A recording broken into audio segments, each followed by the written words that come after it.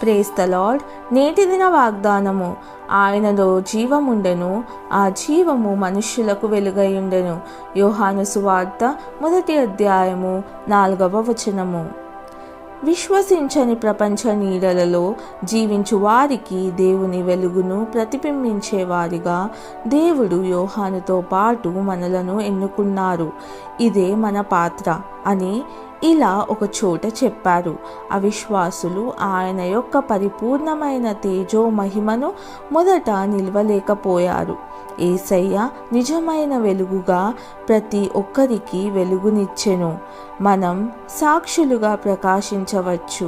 మనం ఆయన వెలుగును ప్రతిబింబిస్తే లోకం ఆయన మహిమ మన ద్వారా ప్రకాశించుట చూచి ఆశ్చర్యపడుతుంది. ప్రార్థన. దేవా, అందమైన దేవుని వెలుగును నా మీద ప్రకాశించేలా చేయండి.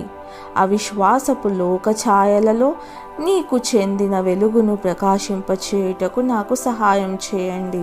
యేసయ్య నామంలో ప్రార్థిస్తున్నాను తండ్రి. ఆమెన్.